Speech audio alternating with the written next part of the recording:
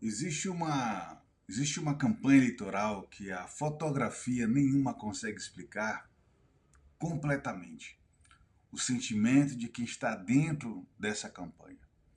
Há quem entra numa campanha para defender um legado e há quem entre porque olha ao redor, vê aquilo que poderia estar acontecendo e não está e decide assumir uma missão. São sentimentos diferentes, são lados opostos. Quem esteve numa gestão sabe o que aconteceu, sabe se houve as ações, sabe que os mutirões aconteceram, que os maquinários realmente trabalharam, os ramais foram abertos, se as casas foram entregues, se a poeira virou asfalto, se aquilo que estava no plano de governo saiu do papel e entrou na vida das pessoas. E quando isso acontece, existe o sorriso de vitória. E pode existir também choro verdadeiro de derrota. Porque quem entregou sabe que entregou e existe sentimento de dever cumprido. Mas existe o outro lado do cenário. Quando a base precisa trabalhar cada vez mais para convencer, quando é preciso convocar demais, mostrar demais, explicar demais, repetir demais que está tudo bem, talvez seja necessário fazer uma pergunta que incomoda. Estamos ampliando um sentimento que existe ou estamos tentando fabricar um sentimento que começou a desaparecer? A campanha produz um movimento. Produz bandeira, adesivo, carreata, reunião, música, fotografia, palco, multidão. Mas existe uma diferença enorme entre um movimento político e um sentimento popular. Barulho não é necessariamente um voto. Estrutura pode produzir uma fotografia cheia. O que ela não consegue é fabricar indefinidamente é a convicção. E agora vamos olhar para quem está entrando. Existem pessoas chegando a uma candidatura justamente porque acreditam que as coisas poderiam estar melhores. Elas não entram para comemorar um passado. Entram numa missão. Olhar para uma cidade, para os bairros, para os ramais, para a saúde, para a educação, para o emprego e para as oportunidades e perguntam: não poderia estar melhor? Nós não poderíamos estar numa condição melhor? E essa pergunta ela é muito legítima, pergunta é legítima. Mas quem está chegando também não merece cheque em branco. Quem chegou precisa mostrar o que fez. Quem governa precisa demonstrar que sabe como fazer melhor. Não basta dizer mudança. Mudança para quê? Como? Com qual equipe? Com quais prioridades? Com qual planejamento? Com quais recursos? Porque a indignação de que entra pode identificar um problema. Governar exige capacidade para resolver. E existem discussões que são feitas que não podem ficar para depois, principalmente as de ideologia. Não existe depois a gente conversa. Tudo que tem que ser debatido agora. Tem que ser dito agora. Existe uma questão fundamentais, princípios e perguntas que precisam ser respondidos antes do voto. E se você deixar essas perguntas para depois, esse voto certamente não irá cair para você e você não terá esse voto. Quando alguém conhece a resposta e escolhe não responder, o silêncio também passa a fazer parte da resposta. O eleitor tem o direito de saber quem está escolhendo, o que essa pessoa pensa, o que ela pretende fazer, quem estará ao seu lado e até onde ela pretende ir. Depois da eleição, não existe botão para votar 4 anos e perguntar aquilo que deveria ter sido perguntado durante a campanha. Não existe.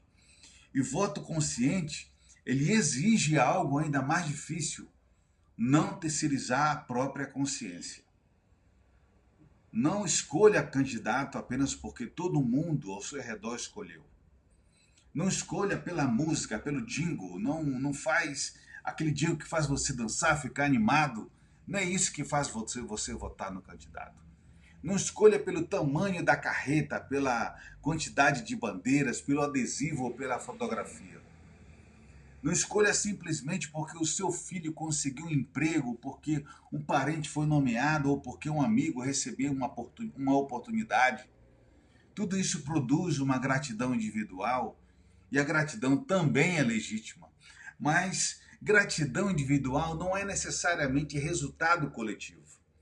A pergunta não deveria ser apenas o que fizeram por mim. A pergunta, e você deve perguntar, o que fizeram por quem não conhece ninguém. Porque a política pública começa a revelar sua grandeza quando o cidadão não precisa conhecer o governador, o prefeito, o secretário, o deputado, o chefe de gabinete para receber aquilo que já é seu por direito. Quer avaliar um governo? Então faça algo mais simples. Olhe pela janela. Olhe pela janela do ônibus e você verifica, será que ele funciona? Será que esse ônibus chega?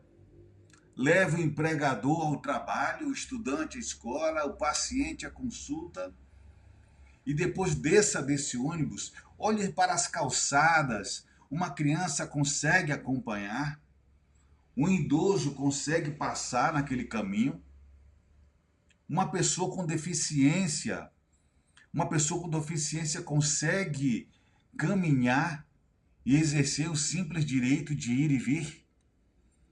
Existe uma iluminação nesse local, existe segurança nesse local. Parece pequeno, parece grande, não é? É exatamente aí que a vida acontece. Agora olhe para dentro da casa. Olhe para dentro da sua casa. O seu salário consegue pagar os seus compromissos? Depois da energia, da água, da alimentação, do transporte, do aluguel, das demais contas, sobra alguma coisa para você? Seu filho estudou, preparou-se, conseguiu oportunidade? Conseguiu? Foi aprovado num concurso? Num processo seletivo simples ou um processo seletivo de cargos e de carreira? Ele encontrou trabalho? Ele consegue construir o próprio futuro aqui em Rio Branco, no Acre ou no próprio estado? Ou acredita que precisa sair daqui, ir embora para encontrar uma oportunidade melhor e construir algo melhor para si, para os seus? Isso também é política. Talvez muito mais do que o palanque. O médico está onde ele precisa ser atendido, onde você precisa ser atendido. Existe um atendimento digno lá dentro. E depois da consulta tem a medicação. Porque não adianta comemorar um atendimento quando uma mãe sai de um posto segurando uma receita e pensando como eu vou comprar o remédio do meu filho. Saúde pública não deveria terminar na porta do consultório. Ela precisa continuar até o tratamento, até o medicamento, até o cidadão receber aquilo que necessariamente ele necessita. Isso é o básico. Isso é o ordinário. Agora vá à feira. Olhe para a banana, para a macaxeira, para o milho, para os legumes, para as verduras, para as frutas. Olhe para o nosso café. Pergunte de onde tudo isso está vindo, de onde isso está vindo, de onde foi que isso veio. Provavelmente existe um produtor que acordou ainda de madrugada, existe uma família trabalhando, existe uma pequena oportunidade, uma pequena propriedade gerando uma oportunidade, e existe um ramal. O ramal não é simplesmente uma estrada de terra. Quando o ramal funciona, a economia passa por ele. Sai da produção, entra o alimento, passa o transporte escolar, passa a ambulância, passa o produtor, passa a renda e passa a oportunidade. Também consigo passa a dignidade. Quando aquele ramal fecha, não fica apenas um carro atolado. uma parte da economia fica atolada junto com esse carro. Talvez tenhamos tenhamos complicado demais aquilo que nós esperamos de um governador ou de um deputado, seja quem for. Falamos de bilhões, grandes projetos, grandes obras, grandes eventos e grandes anúncios. Tudo isso pode ser importante. Mas antes do extraordinário existe uma obrigação a ser feita: fazer o ordinário acontecer. O que é o ordinário, gente? O ordinário é quando você chega em casa, você abre a torneira e você consegue colocar as mãos ali e lavar o seu rosto. É a energia funcionando, é uma rua transitável, uma calçada segura, um ônibus passando, a escola ensinando, o professor em sala, o posto atendendo, o médico trabalhando, o medicamento disponível, ramais abertos, produção chegando, a fruta, o cheiro do legume fresco na sua frente, a produção chegando à cidade, comida fresca chegando na feira, o emprego existindo, o salário pagando os compromissos e as famílias seguindo, vivendo uma vida totalmente digna. Isso não deveria ser o ordinário, deveria ser normal, assim como acontece nos países de primeiro mundo. E talvez a maior conquista de um governo seja justamente quando tudo isso acontece tão naturalmente que já não precisa de propaganda para provar o que aconteceu. O cidadão já viu e já percebeu quando passou de ônibus, quando passou de Uber, de motor-Uber, de mototáxi. Ele vive, ele sente. E existe também uma diferença que precisamos reaprender. O favor não é um direito. Se ajudaram seu filho, reconheça. Se ajudaram uma oportunidade ao seu parente, seja grato. Se alguém estendeu a mão quando você precisava, não esqueça. Não esqueça, mas não entregue a sua consciência junto com a sua gratidão. São coisas totalmente distintas, mas que devem ser você deve ser grato por isso. Um governo que precisa funcionar também para uma família que nunca conheceu ninguém importante. O médico atende quem votou e quem não votou em você. O ônibus transporta quem apoiou e quem não apoiou, e inclusive aquele que criticou você. O ramal atende o produtor, independente do adesivo colocado no carro e a placa estendida lá no quintal da sua casa. A escola ensina o filho do aliado e o filho do adversário. O asfalto não deveria perguntar em quem mora naquela rua, votou ou não votou nesse candidato. Quando aquilo que é direito deixa de parecer favor, o Estado começa finalmente a cumprir o seu papel de fato e direito. Antes de votar, faça um teste. Faça um teste. Retire a bandeira, retire a música, retire o número, o padrinho político, o grupo de WhatsApp, a amizade, o emprego. Retire isso. Retire a conveniência. Agora deixe apenas o candidato.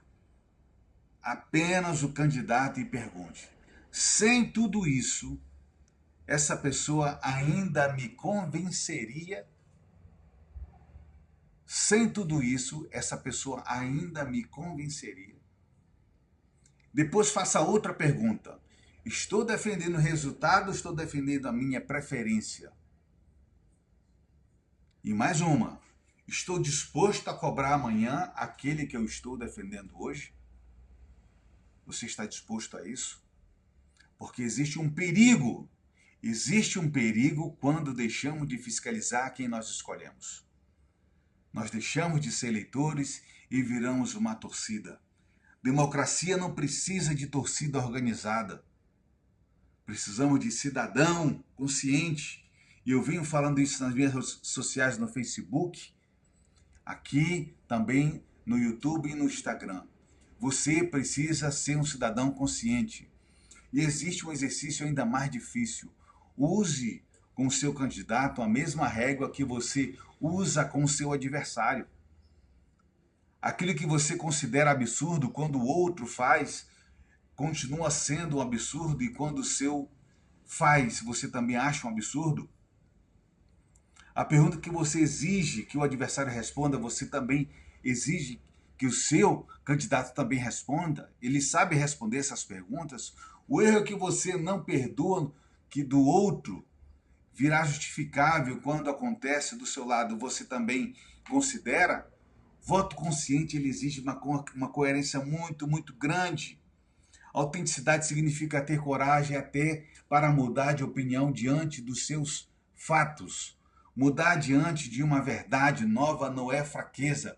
Fraqueza é reconhecer a verdade e continuar defendendo o erro apenas porque já escolheu um lado. Então a conta precisa ser justa. Quem governou tem passado, então mostre. Mostre o que prometeu, o que entregou, o que começou, o que terminou, o que ficou pelo caminho e por que ficou pelo caminho. E aquele que está chegando tem um futuro para oferecer. Quem está chegando tem futuro para oferecer. Então você que está chegando com a missão, qual é o seu projeto? Quem é a sua equipe? Quais são as suas prioridades? De onde virão os recursos dos seus projetos? O que será feito primeiro? O que realmente pode ser realizado? Quem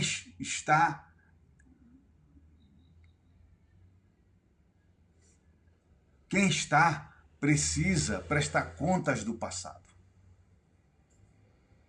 Quem está chegando precisa demonstrar capacidade para o futuro. O eleitor não deve fidelizar uma fidelidade eterna a nenhum dos dois. Até o dia da eleição existe um tempo. Tempo para perguntar, pesquisar, comparar, discordar, conversar, mudar de opinião se necessário for. Reconhecer o acervo de quem você gosta e reconhecer o erro de quem você gosta. Isso não é fraqueza, é independência de consciência. Depois haverá uma decisão. Você continuará tendo todo o direito de falar, criticar, apoiar, fiscalizar e cobrar, mas existe uma coisa que você não poderá mais fazer. E essa não tem como voltar atrás. É como pedra tirada e flecha tirada. Voltar àquela urna e refazer aquele voto.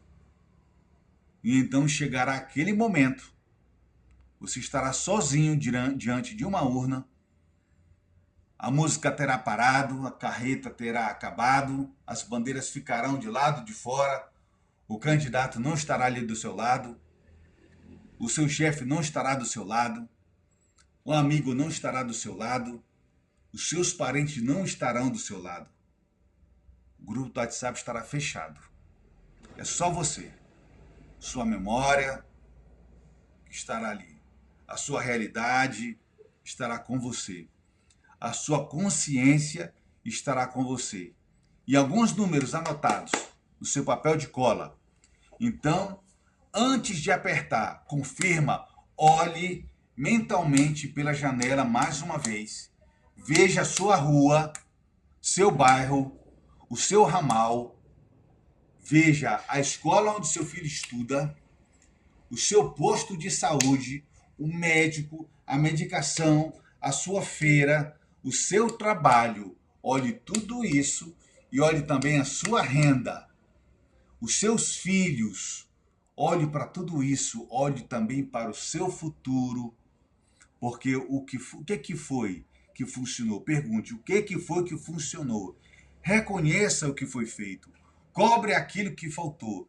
E se decidir pela mudança, pergunte-se quem promete fazer diferente demonstrou capacidade real para fazer melhor. Então aí você vai lá, baixe sua cabeça, coloque os números, porque a urna leva segundos. As consequências dessa escolha atravessam anos. E eu não quero um Acre onde o cidadão precise agradecer eternamente porque recebeu aquilo que já era seu por direito. Quero um Acre onde as coisas simples funcionem para mim e para você, onde a criança estude, o jovem encontre uma oportunidade, o trabalhador consiga pagar suas contas, o trabalhador consiga ter uma renda, o produtor consiga tirar sua produção, o ramal permaneça aberto, seja em dias de sol, seja em dias de chuva, o ônibus passe, o médico esteja no posto, o medicamento esteja na farmácia, a comida chegue fresca à sua feira, ela precisa chegar fresca à sua feira, o café que plantamos encontre um mercado onde você vai comprar o seu café, a rua seja segura e a sua família consiga viver. E o cidadão possa planejar o seu amanhã com muita tranquilidade. E esse é o governo chegando à vida das pessoas. Isso sim é dignidade.